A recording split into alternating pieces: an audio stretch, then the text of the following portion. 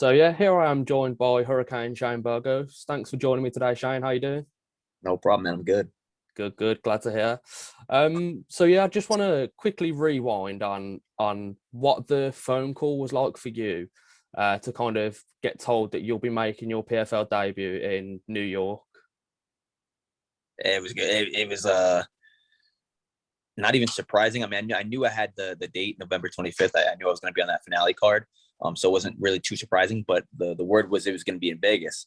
So man, doing that in Vegas. I live in New York, obviously. So doing it in Vegas the day after Thanksgiving, like shit, man, that's going to be a little tough for my family, my friends to come out. But I mean, good thing is that it's Black Friday and they'll all have off of work. So like that, I guess that's the hindsight in it. But then I found out it was at MSG in New York City. So I'm like, dude, everybody's off of work already. Like all my friends and family live an hour away. I'm like, you can't beat this. You can't beat this. So the stars are all aligned. Yeah, I mean it's the perfect kind of fairy tale story, isn't it? Making your debut in your home state, like you said, having Yep. your friends and family there. How exciting is that for you to be making your debut there? Oh, it's if I had to pick some place, that's exactly not just the most icon defeated at MSG. I'm 3-0 MSG. I'm 7-0 New York already. All my friends and family live here, so it's an easy, smooth drive for them. My debut in the UFC was in Albany, and now my debut, which is in New York, and then my debut for PFL is going to be in New York as well. So I feel like I said, the stars are aligned. Yeah, I mean this will be your eighth time fighting in New York in your professional career. If I'm correct in that. Yep. Um, you've been victorious the seven previous times. Um, what's the difference for you between fighting in New York as opposed to elsewhere? Honestly, there is no difference mentally when the referee says go. It just it's fight mode. I mean, it's kill mode. I don't really think about whether I'm in Texas or Canada or anywhere else. It's just go. But I've just had a good it's just been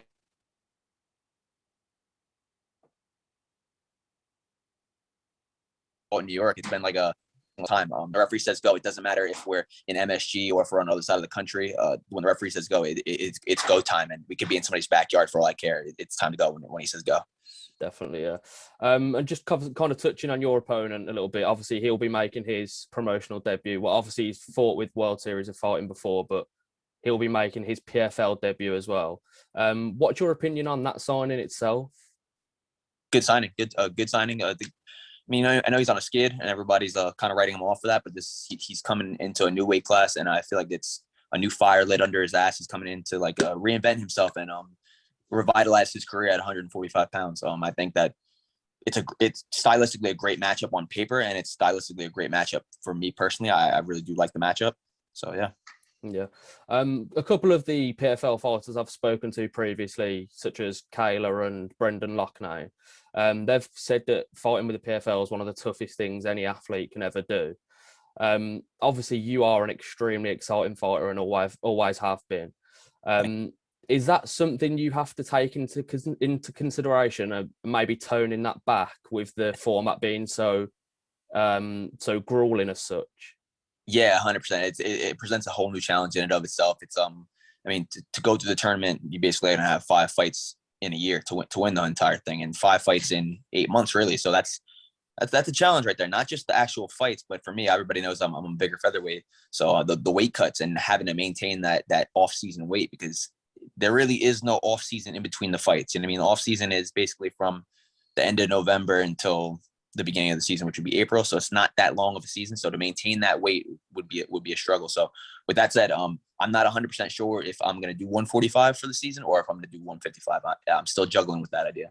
That was my next question, to be honest, whether you've kind of made that decision of featherweight or lightweight. So So yeah, I mean, yeah, I had a previous interview and I said the same thing. I'm going to use this fight to I'm going to use this fight to gauge whether after the fight where my weight goes, how it fluctuates. I'm going to try to maintain it, and if it gets too heavy for me to be able to continue to go right into another weight cut, then I'm probably going to go to 55. But if I'm able to maintain it, which I think it's possible. I'm 50-50 right now, so if I'm able to maintain it, then I'll do 45. yeah. And of course, you'll be fighting on the championship card with the likes of Bubba Jenkins, Kayla Harrison, Brendan Loughnane.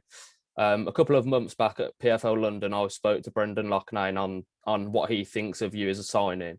and he was really, really happy that you signed, because he said that you're one of his favourite fighters. Oh, that's cool. Is that someone that you'd like to share the cage with at some point? Yeah, I mean, that's one of those fights that same thing that's a banger. Who wouldn't want to see that fight? That's a fun fight. That's one of the guys that he 100%, like when he got like snubbed by the UFC for the Dana White Contender Series fight, it was one of those things like, really, you're not going to sign him? Yeah. Shit. All right. Like then obviously PFL jumped on it, but I'm sure he had a bunch of other offers as well. So he's definitely a UFC caliber opponent, and I think he's one of the best fighters. I think he's might be pound for pound the best fighter in the PFL right now. Honestly, I do think highly of him. Yeah. And how do you kind of see that fight between him and Bubba Jenkins going? It's a great matchup. If I had to pick, I'm going to go with Brendan. I think he has more ways to win. He's very crafty on the feet. He switches stances, his combinations, his volume is really good, and his takedown defense is held up. He's got great takedown defense.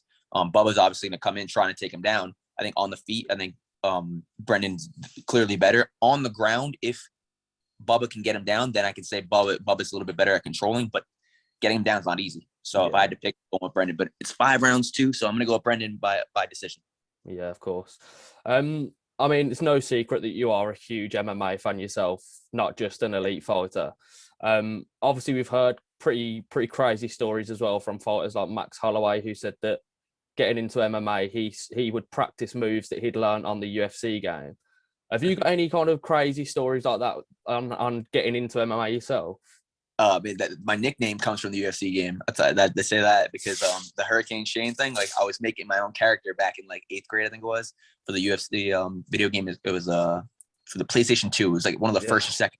It was old ass game. I'm in 8th grade, and you're making a character, and obviously you're gonna make yourself. So I make myself, but the announcer doesn't say the name because you just enter it, right? Yeah. Nickname. That's what they'll announce you as. So I was going through all the nicknames, and I was like Hurricane Shane. I was like, that sounds pretty cool. So I picked that nickname, and that stuck ever since. I mean, it's a perfect nickname. It rhymes as well. It's as if it was written in the stars. Yeah, exactly. Yeah. Obviously, since your move to the PFL, I don't want to kind of talk about the UFC too much, obviously, because that's in the past now. It was a really successful time for yourself. But since you've kind of moved to the PFL, Dana White has come out and said that the UFC made a huge mistake by not re-signing you, and he used the words that we fucked up. What is your opinion on those comments from himself? That's funny. I got asked this question a lot. I mean, I guess you could ask. It'd be probably better to ask him or Shelby or my manager on what they fucked up on exactly. More so than me, but it's high praise. So it is it's very it's flattering. It's flattering to hear him say that, because usually when guys leave the UFC, don't really have much to say. So for him to say that, go out of his way, and not only did he have to say high praise on what kind of fighter was, but he also said how good of a person I was, and that I feel like that meant a lot more to me than anything else, honestly. Yeah, I mean, have you got the kind of chance to build a bit of a relationship with Ray Sefo since you've signed with the PFL? Not too much with Ray. I mean, we follow each other on Instagram, but other than that, I'll meet him obviously in MSG. But I did talk to Pete quite a lot, because this is the second time dealing with the free agency thing. I did it back in 2019, and I got some offers from the PFL back then, and I ended up staying with the UFC. So I went back and forth with Pete back then, and then again this time. So I have a little bit of a relationship with him there, and he's from the Bronx. I know that. I'm from the Bronx, so he really wanted a Bronx guy on his roster, so now he's got one. Yeah, and you've just mentioned there, obviously you've been through the free agency process before, and I know you mentioned before that it took kind of like 4 to 5 months for that to reach obviously the renegotiation with the UFC. How nice was it this time round to get things sorted as soon as possible? Oh man, it was honestly weird, because the first time my fight was in November for the second MSG fight, and I didn't get a deal until like March, maybe. So that was a lot of shit going on back then.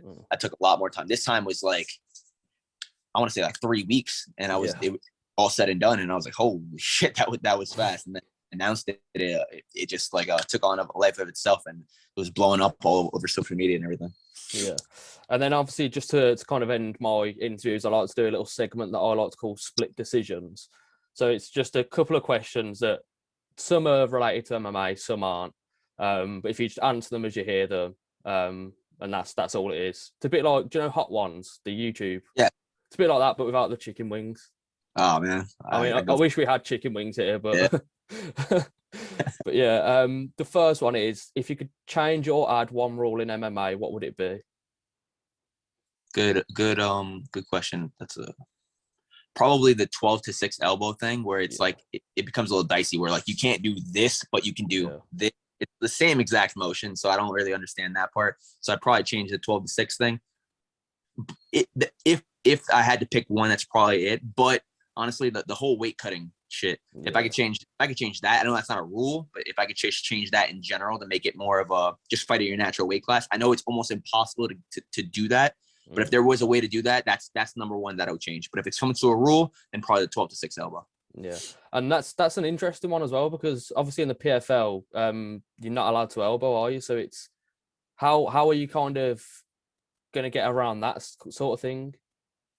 I actually, it's funny because I actually throw more elbows in training than I do in my fights. So I don't feel like it'll be too much of a problem for me to get adjusted to that. No.